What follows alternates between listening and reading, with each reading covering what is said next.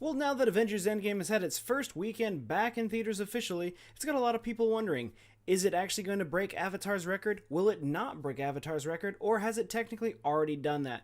There's a lot to discuss here and we're going to get to it all right now. Hello everybody and welcome back to another Avengers Endgame video. My name is Joker and today we're going to be talking about the new box office numbers that have been coming in from this new weekend of its re-release into theaters. So if for some reason you live under a rock and don't actually know, Avengers Endgame has re-released into theaters with some new footage that we've been getting. It's got some people excited, some people not as much. It's got some people questioning what they're putting in, as well as, is it actually worth going back to see this movie because of the new stuff that's in it?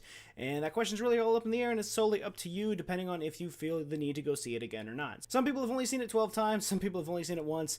There's a big variety here, so it just depends on if you really feel like spending the money to go and see it again in theaters, since it's also getting close to its Blu-ray release. But the real question here is the box office numbers, and Avengers Endgame as of right now is sitting at $2.761 billion.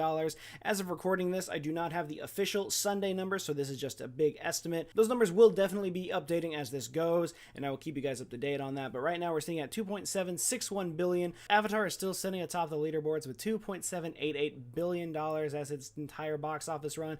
Absolutely insane. Avengers Endgame is only trailing by 27 million, so if we can get that little bit, it just might be able to do it. But looking at the numbers now, I might agree with you guys that I don't know if it'll actually do it or not. I've been saying it and saying it that it will, and it still very well might. But let's take a look at the numbers from this past weekend for Friday and Saturday, see what we got, see what the differences are, and see what could possibly happen going into this next week. So it's really insane when you look at the box office numbers between Thursday, Friday, and Saturday. Since it's re-releasing the new footage that came out, the numbers, of course, spiked drastically. But it's so much funnier when you look at the percentages without the actual amount that they made, because it's just like, this is an insane amount. But in reality, so the Thursday before all of the new footage came out, Avengers had $299,000 domestically that it made.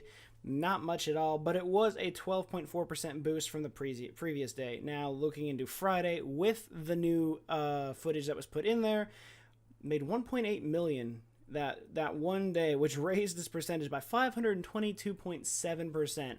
Now, of course, the number is correct, but that's just because, it's such a small number leading to a moderately bigger number. It's no 27 million that we need to beat Avatar, but it's still a small jump. And then again, going into Saturday, it went up by another 22.8% because it went from 1.8 to 2.2.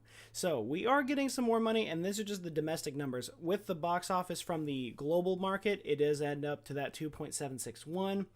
Now the estimate for the Sunday one that I don't have up on the screen right now says it made about 1.3, but as of right now, I really do not know. I will get a more concrete number a little bit later, and I'll be talking about that because going into this weekend, it's a big one. And there are still some people saying that Avengers Endgame actually already beat Avatar at the box office because of the original run and where it started. So if you look back at Avatar's original run from start, before it got re-released the other two times, it made $2.749 billion. So looking back at it now, with Avengers Endgame, even before the re-release, it was sitting at 2.51. It already went ahead and beat the world record of the highest grossing film of all time before being re-released. And now that they've both been re-released, obviously, Avatar is sitting drastically high, and Avengers is now sitting at 2.761. So hopefully, with this next coming up weekend being the 4th of July weekend, it could really get that boost because we've got a big bombshell dropping on Tuesday this week, which is Spider-Man Far From Home, which is the direct follow-up of what happens after the events of Avengers Endgame. So to anyone that actually wants to follow the story of the MCU and realize, what were the events in Endgame that led up to Spider-Man Far From Home, and if you haven't actually seen Endgame yet, they're going to want to go see that movie and then go right into theaters to see Spider-Man Far From Home so you can get all caught up for Phase 4 of the MCU. And that's really important going into this weekend because what is it? That's right, it's the 4th of July weekend, and what does that mean?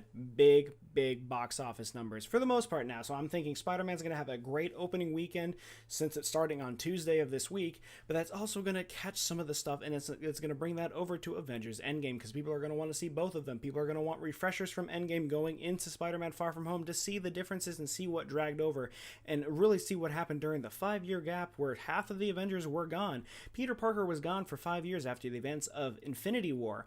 leading into the very end of Endgame when he comes back. So there's a lot we've got to get filled in on before we actually see the whole spectrum of what Far From Home is going to offer leading into Phase 4. So there's a lot to think about there, and because of that, people are going to want to see this movie again, see everything that went down, and that's going to gradually just bring the box office back up. And honestly, I think that's what makes this the most exciting thing, is that, you know, you have movies like this that come out, and then movies right next to it that are still in theaters that can literally live off of each other and just like keep making it through because one movie ended up bumping it a little bit. The same thing happened with Captain Marvel when it came out right before Endgame, and it got a giant boost, even with Shazam as well. They both got a giant boost the weekend that Avengers Endgame came out because everyone was like, who's Captain Marvel? We got to figure out who this is before we see Endgame so we can see how she plays this role in the story. And Shazam is DC. It has no relevance to the MCU at all, but because it was a superhero movie, it also got a boost because of that. Everyone in line for Endgame was like, oh, might as well go see some movies while we wait in line to see Endgame, because I was in line for 2 hours before that movie started.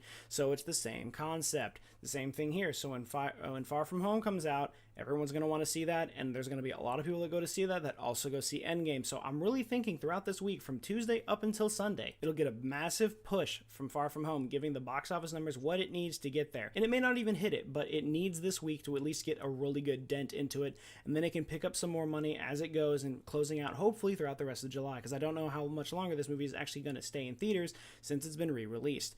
But even then, you got to think, this movie can't be in theaters that much longer if there are going to be the expected Blu-ray release coming out for August or the September area, which is what this movie should be doing. So I'm wondering if that's also going to get pushed back because this movie is going to be staying in theaters longer. I don't know. So ultimately, Spider-Man Far From Home could give Avengers Endgame the push that it needs to finally break past $2.788 billion and finally become the #1 spot and dethrone Avatar. Until Avatar 2, 3, 4, and 5 come out, and they probably re-release Avatar to say, hey, here's the first one if you guys remember it, so we're going to put this back in theaters again so everyone can go see that before Avatar 2 comes out, and then pushes Avatar back to the #1 spot again.